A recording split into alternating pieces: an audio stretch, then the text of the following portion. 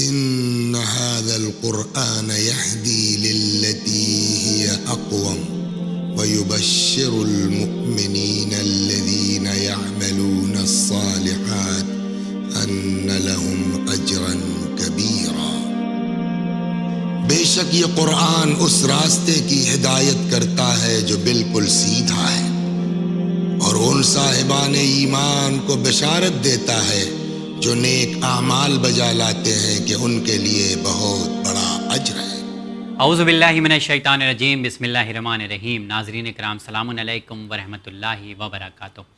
جس طرح سے ہم لوگ بڑی بڑی بلڈنگیں دیکھ کے حیران ہو جاتے ہیں، بڑے بڑے مال دیکھ کے حیران ہو جاتے ہیں، اور بہت بڑی کوئی چیز آپ دیکھتے ہیں تو بہت حیران ہو جاتے ہیں، اس طرح سے آج لوگ حیران ہیں بڑے بڑے جھوٹ سن کر، کیونکہ لوگ جھوٹ اتنا بولنے لگے ہیں۔ ہر قدم جیسے ہم چلتے ہیں نا، ویسے ہی ہر لفظ کے بعد جھوٹ بولنے لگے ہیں۔ موبائل جب سے آیا تب سے تو اور زیادہ عادت ہماری خراب ہو گئی ہے۔ اکثر لوگ کہتے ہیں کہ مطلب یہ جھوٹ کا بازار ہے، جہاں پہ بھی دیکھیں آپ کو لوگ جھوٹ بولیں، جتنی دکانیں اتنا جھوٹ ہے۔ مطلب جھوٹ ہماری زندگی کا ایک ایسا حصہ بن گیا ہے، ایسا لگتا ہے کہ یہ ہم سے جدا نہیں ہو پائے گا۔ لیکن اللہ تعالیٰ جو ہم سب کو چاہتا ہے کہ ہم صراط مستقیم پہ رہیں، ایک ایسے راستے پر رہیں جو جہاں پر سچ بولا جائے، جہاں پر حق بولا جائے۔ کیا ارشاد فرماتا ہے قرآن مجید میں؟ آج ہم لوگ یہ جاننے کی کوشش کریں گے اس پروگرام میں۔ آئیے ملاقات کرتے ہیں حجت الاسلام علی جناب مولانا کمال احمد خان صاحب قبلہ سے۔ السلام علیکم مولانا صاحب۔ وعلیکم السلام ورحمۃ اللہ وبرکاتہ۔ مولانا صاحب، ہم نے انٹروڈکشن میں ابھی جو کہا وہ آپ نے سنا، جھوٹ اس طرح سے پھیلا ہے، پوری ایک بیماری بن چکا ہے۔ اس کے حوالے سے اللہ تعالیٰ اپنے بندوں کو کیا ہدایت کر رہا ہے قرآن مجید میں، یہ ذرا سا آپ بیان فرمائیں۔ بسم اللہ الرحمن الرحیم وبہ نستعین وہو خیر المعین۔ اس میں کوئی شک نہیں کہ واقعاً جھوٹ گناہان کبیرہ میں سے ایک گناہ ہے، جی، اور بہت سی برکتیں اور بہت سی چیزیں ہماری زندگی سے ختم کر دیتا ہے۔ شاید ہمیں احساس نہیں ہوتا، ہم دو چار معمولی نفع اور فائدے کے لیے جی، بڑے بڑے جھوٹ بولتے ہیں۔ یہ جھوٹ کیا لے آتا ہے ہماری زندگی میں، یہ تو ہمیں دکھائی دیتا ہے، کیا لے کر چلا جاتا ہے یہ ہماری آنکھیں نہیں دیکھ پاتی۔ تو شاید اس وجہ سے ہم جھوٹ بولتے ہیں، چونکہ ہم جانے والی چیزوں کو نہیں دیکھ پا رہے ہیں کہ جھوٹ ہماری زندگی سے کیا لے جا رہا ہے۔ میں آپ کی خدمت میں عرض کروں، قرآن مجید ایک مقام پر سورہ نحل آیت نمبر 105 میں جو ارشاد فرماتا ہے کہ انما یفتری الکذب الذین لا یؤمنون بآیات اللہ واولئک هم الکاذبون۔ قرآن کریم کہتا ہے کہ یقیناً غلیظ الزام لگانے والے، یعنی جھوٹ بولنے والے، جھوٹی نسبت خدا کی جانب دینے والے لوگ جو لوگ ہیں، ان کو معلوم ہے ان کی نشانی کیا ہے، یہ اصلاً آیات خدا پہ ایمان ہی نہیں رکھتے۔ میں نے عرض کیا نا کہ جھوٹ ہماری زندگی سے کیا لے جاتا ہے یہ ہمیں دکھائی نہیں دیتا۔ یہ جھوٹ بولنے والا شخص اذن قرآن کریم کرا جو خدا کی جانب افتراء کرتا ہے، الزام لگاتا ہے، وہ بات جو نہیں ہے وہ کہتا ہے۔ جھوٹ تو یہی ہے نا، جو نہ ہو وہ آپ بولیں وہ جھوٹ ہے۔ میں آپ کہیے کہ بارش ہو رہی ہے، بارش نہیں ہو رہی۔ نہیں، کبھی کبھی ایسا ہوتا ہے نا کہ جھوٹ بولتے ہیں لیکن بولتے ہیں ارے ہم تو مذاق کر رہے تھے، آپ تو سیریس ہو گئے۔ یہی وہ مرحلہ ہے کہ جہاں پہ مذاق اور شوخی دین نے کبھی بھی منع نہیں کیا۔ احسن تم، ہاں، شوخی اور مذاق سے دین نے منع نہیں کیا ہے، لیکن جائز مذاق بھی ہو، جائز شوخی بھی ہو، نہ کہ حرام کے ذریعے۔ اب یہاں پر اگر آپ دیکھیے سایہ کریمہ میں خداوند متعال کہتا ہے یہ لوگ جھوٹے ہیں، یہ خدا کی آیات پر ایمان نہیں رکھتے۔ معلوم ہوا مطلب جو ہم ایمان والے لوگ ہیں، کلمہ پڑھنے والے لوگ ہیں، تو اگر ہم لوگ سے کبھی جھوٹ کوئی بات ہو جاتی ہے، یعنی گویا ایمان کمزور ہے، نہیں گویا ایمان کمزور ہو رہا ہے۔ آپ کو اس جانب سے میں ایک روایت بھی دیکھ رہا تھا، بہت حسین روایت ہے، جہاں پر مولا امام جعفر صادق علیہ الصلوۃ والسلام ارشاد فرماتے ہیں کسی انسان کے لمبے لمبے سجدے مت دیکھو، اور نہ ہی اس کے طول رکوع کی جانب نگاہ کرو اگر اس کے دین کو جانچنا ہے۔ یہ روایت ہے، مولا فرماتے لا تنظروا الی طول الرکوع وطول السجود فإن ذلک شیء قد اعتادہ۔ عین ممکن ہے کہ عادت پڑ گئی نماز پڑھنے کی، بچپنے سے پڑھایا جا رہا ہے، نہیں پڑھے گا تو ڈر جائے گا کہ یہ کام مجھ سے کیوں چھوٹا۔ حضرت فرماتے ہیں اگر کسی کے دین کی جانب اور کسی کے ایمان کا پتہ لگانا ہو تو دیکھو کہ بات سچ کی بنیاد پہ کرتا ہے یا نہیں کرتا۔ بس ایک انسان کے ایمان کی نشانیوں میں سے سچ بولنا ہے، بس اس کا اپوزٹ کیا ہوگا، یعنی بے ایمانی کی نشانیوں میں جھوٹ بولنا ہے۔ حل ہو گئی بات. پھر اس کے بعد قرآن مجید ایک اور میں نے عرض کیا کہ اگر ہم سمجھ جائیں نا جی کہ جھوٹ ہماری زندگی سے کیا لے جاتا ہے تو ہم کبھی بھی جھوٹ نہ بولیں.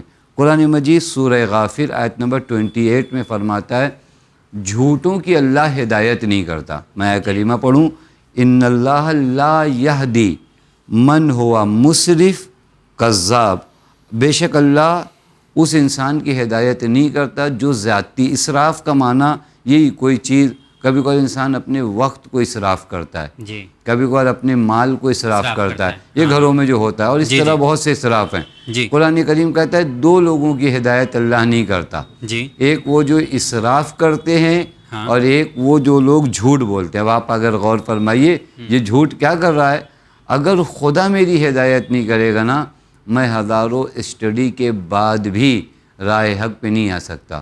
خدا کی ہدایت بہت ضروری ہے. مطلب ہدایت کس معنی میں, مطلب ہم تو پڑھائی یعنی راہ احسن تم, لیکن آپ ہزار خود کو خدا بند مطالعہ اپنے نبی سے کہتے ہیں میرے نبی آپ تبلیغ کر رہے ہو لیکن اصل ہدایت کرنا ہمارا کام ہے. بس یہ ہدایت وہ عظیم نعمت ہے جو حق تعالیٰ ایک انسان کے دل کو مائل کرتا ہے, ایک انسان کے دل کو جھکاتا ہے. اب اگر یہ انسان جھوٹا ہے اللہ کہتا ہے کہ میں اس کی ہدایت نہیں کرتا. اب اگر آپ غور فرمائیے جھوٹ نے کیا کیا انسان کی زندگی میں, حتیٰ جھوٹ جو ہے بعض جگہوں پہ ملتا ہے ان یکو کاذبا فعلیہ کذبہ, تمہارے جھوٹ کا نقصان دوسروں سے زیادہ تم کو ہے.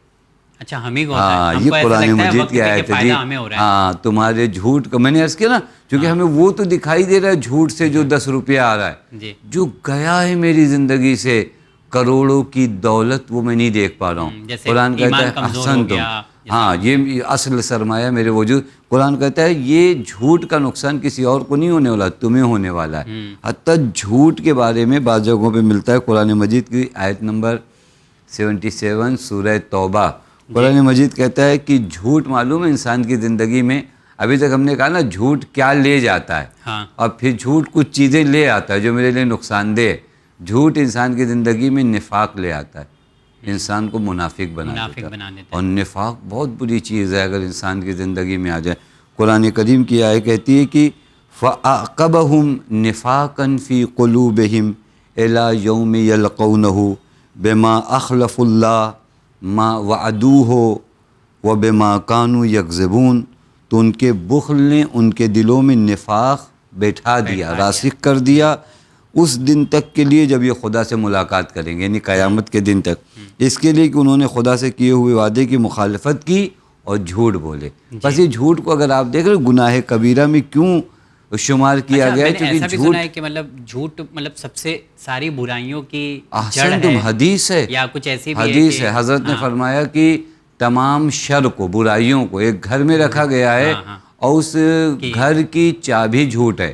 اور ایک اور اچھی روایت آپ کی خدمت میں عرض کروں, پیغمبر اکرم صلی اللہ علیہ وآلہ وسلم سے کسی نے سوال کیا, یہ روایت کا جو جملہ سئل رسول اللہ, رسول سے سوال کیا گیا یکون المومن جبانا, یا رسول اللہ مومن بزدل ہو سکتا ہے, ڈرے؟ تو پیغمبر نے کہا ہاں مومن ہو سکتا ہے, کیونکہ ہر آدمی تو شیر دل نہیں ہوتا ہے. حضرت نے فرمایا ہاں یہ ممکن ہے کہ مومن ڈر سکتا ہے. پھر سائل نے سوال کیا وہ یکون بخیلا, مومن کنجوس بھی ہو سکتا ہے؟ حضرت نے کہا ہاں یہ بھی ممکن ہے. دیکھیں مومن ڈر جائے یہ بھی ممکن ہے, مومن کنجوس ہو یہ بھی ممکن ہے. سائل نے سوال کیا یکون کذابا, کیا مومن جھوٹا بھی ہو سکتا ہے؟ پیغمبر نے فرمایا قال لا, یہ نہیں ہو سکتا. یہ نہیں ہو سکتا. آپ حدیث کو دیکھیے, مومن بخیل ہو سکتا ہے, مومن ڈرپوک ہو سکتا ہے.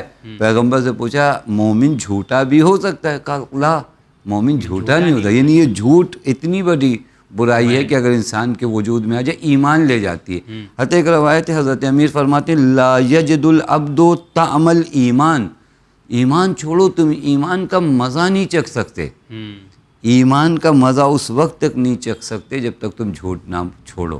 یعنی گویا یہ جھوٹ جہاں کہ آپ نے اشارہ کیا کہ وہ عظیم گناہ ہے جو ہمارے سماج میں رائج ہے, جو ہمارا دین لے جاتا ہے, ایمان لے جاتا ہے, خدا کی لعنت لے آتا ہے.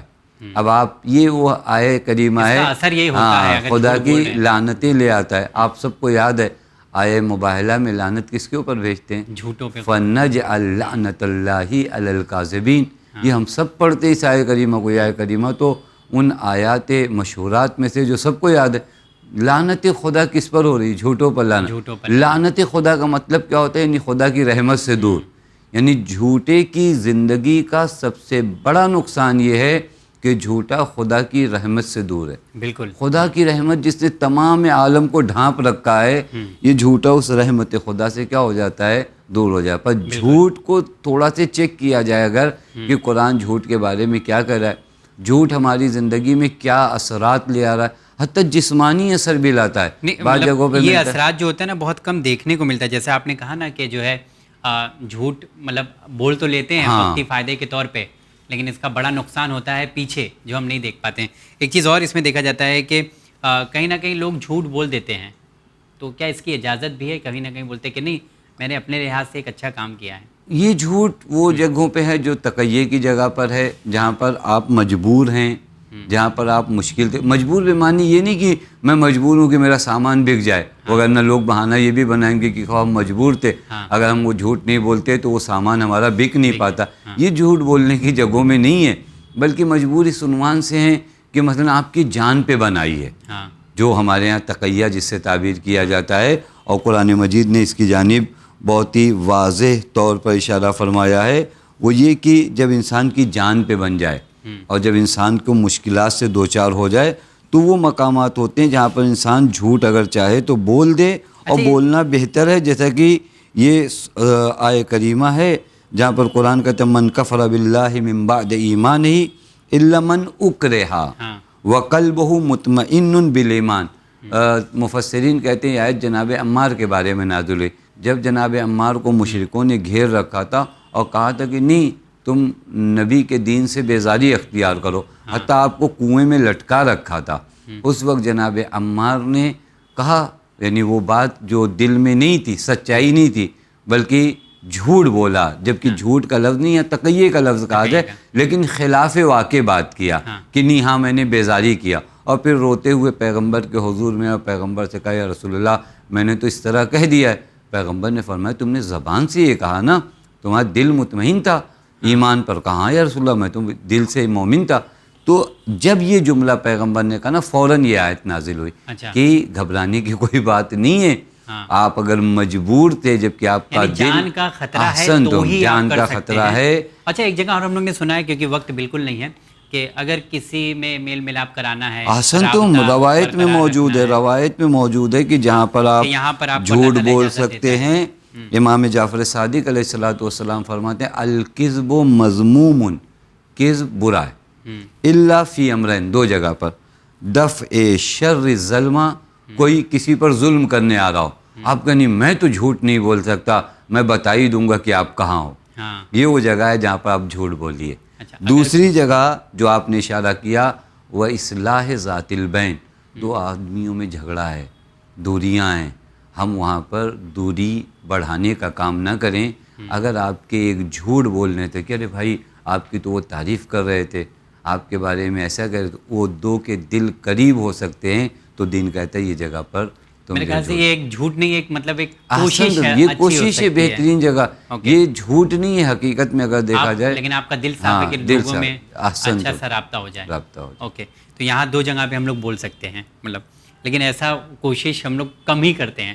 لوگ زیادہ سے زیادہ یہی کرتے ہیں کہ بلکہ جھوٹ دوسرے جانب سے بولا جاتا ہے کہ دوریاں اور بڑھ جائیں، جبکہ دوریاں کم کرنے کے لیے آپ کچھ ایسی بات کر دیجئے کہ اس کا دل خوش ہو جائے اور اپنے بھائی سے جا کر گلے ملائے.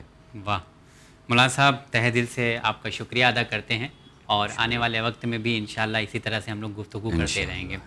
تو ناظرین جاتے جاتے صرف اتنا ہی کہنا چاہیں گے کہ وقتی طور پر ہمیں لگتا ہے کہ ہم جھوٹ بول کر بچ جائیں گے اور بہت بڑے فائدے کو حاصل کر لیں گے، لیکن قبلہ نے جو بیان فرمایا ہے کہ جھوٹ آتا تو ہے لیکن جب جاتا ہے تو اپنے ساتھ بہت ساری نعمتیں لے کر چلا جاتا ہے. ایک نعمت یہ ہوتی ہے کہ رحمت الہی سے ہم لوگ دور ہونے لگتے ہیں اور ایمان سے تھوڑا سا دور ہونے لگتے ہیں. تو ہم لوگ کوشش یہ کریں گے آج کا دور کتنا بھی برا ہو، لوگ کتنا بھی جھوٹ بولیں، آپ کو ہتھیلی پہ، ٹی وی پہ، سوشل میڈیا پہ، نیوز میں ہر جگہ جھوٹ پروسا جا رہا ہے، لیکن ہم اپنی آنکھیں کھلی رکھیں، اپنی کان کھلی رکھیں اور اپنی زبان سے کسی طرح کا جھوٹ نہ پھیلائیں.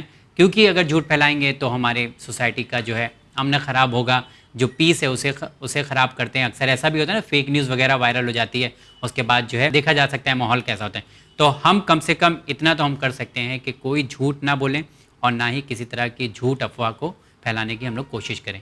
انشاءاللہ پھر کسی پروگرام میں آپ تمام ناظرین سے ملاقات کریں گے. رکھیے اپنے اپنوں کا خیال, دیکھتے رہیے چینل میں. شکریہ.